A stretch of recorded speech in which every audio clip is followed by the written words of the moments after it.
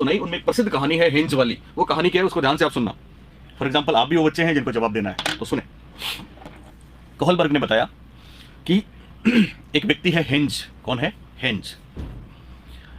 Henge hero है, नायक है इस कहानी का। और हेंज एक गरीब आदमी है साहब। हेंज कैसा आदमी है? गरीब आदमी है। और एक बार क्या होता है, हेंज की बीवी बीमार हो जाती है। अब बीवी से पता है ना कौन प्यार नहीं करता, सब करते हैं। तो हेंज गरीब आदमी है, अपनी बीवी से बहुत प्यार करते हैं, लेकिन अफसोस इनकी बीवी बीमार हो जाती है। क्या हो जाती है? बीमार हो जाती हैं। और इनको एक ऐसा रोग है, असाध्य रोग, जिसका ठीक होना थोड़ा मुश्किल सा है। ये डॉक्टर साहब को लेके आते हैं और डॉक्टर आके इनकी बीवी को चेक करते हैं और कहते हैं कि हेंज ये ठीक हो जाएंगी, लेकिन एक दवा है, अगर वो दवा आप ला सको तो ये ठीक हो जाएंगी, नहीं तो नहीं होगी। हेंज कहते हैं कि मैं लाऊंगा, आप लिख के दें। डॉक्टर ने प्रिस्क्रिप्शन लिख दिया, पर्चे पे दवा लिख दी और कहा कि जाइए, ये दवा आपको पर्टिकुलर उस एक केमिस्ट के पास मिलेगी, उसी एक मेडिकल वाले के पास मिलेगी, और कहीं नहीं मिलेगी, जल्दी से लेके आओ।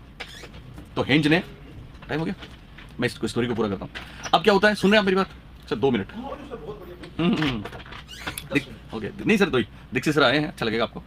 तो सुने, मैं क्या बता रहा था। ओके, हेंज तो सुन रहे हो ना। अब हेंज वो दवा का पर्चा लेके केमिस्ट के पास जाता है।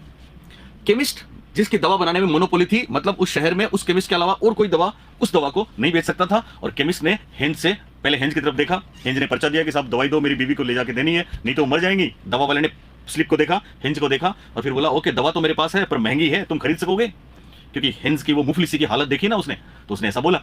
हेंज ने कहा मुझे दवा दो, मैं देता हूं पैसे। और केमिस्ट ने दवा लाके काउंटर पे रख दी। हेंज ने अपनी तमाम जमा पूंजी वहां झाड़ के रख दी। पता लगा पैसे बहुत कम थे, आधे भी नहीं थे। केमिस्ट ने दवा वापस उठा के रख दी और हेंज को बोला कि मेरा उसूल है, इतने पैसे में ये दवा नहीं दे सकता, आप पूरे पैसे लेके आओ तो आपको दवा मिलेगी।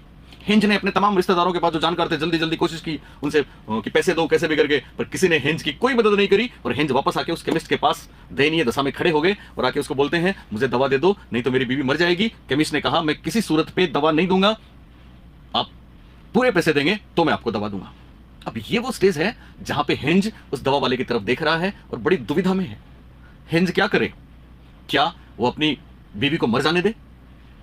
बच्चों के सामने ऐसे सवाल किए लॉरेंस कोहलबर्ग ने।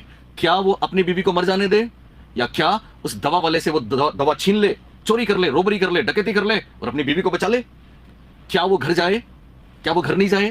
तो डिलेमा है ना, दुविधा है ना। हालांकि अच्छी बात ये थी, इस कहानी का एंड मैं आपको बताता हूं उससे पहले, जब कोहलबर्ग ने बच्चों से पूछा तो छोटे जो पहले प्री कन्वेंशनल लेवल के बच्चे थे ना, 3 लेवल आएंगे इसमें, उन्होंने कहा कि चोरी नहीं करनी चाहिए क्योंकि चोरी करना पनिशमेंट दिलाता है, इसलिए पनिशमेंट मिलेगा तो चोरी नहीं करना है।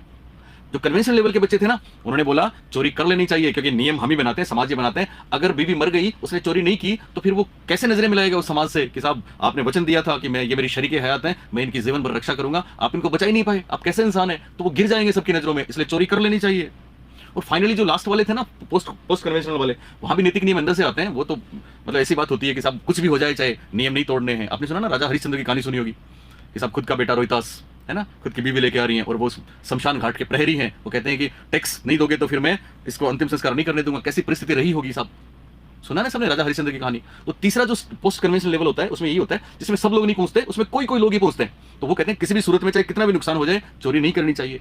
हालांकि इस कहानी का कुल मिला के लब्बो-लुआब ये है कि साहब हेंज ने, सुन रहे हो मेरी बात? हेंज, माफ करें, हेंज, हाँ ओके, हेंज ने आखिरकार वो दवा उससे छीन ली, चोरी कर ली, वेट किया, केमिस्ट गया, दवा चोरी कर ली और अपनी बीवी को बचा लिया। ये गुड न्यूज है।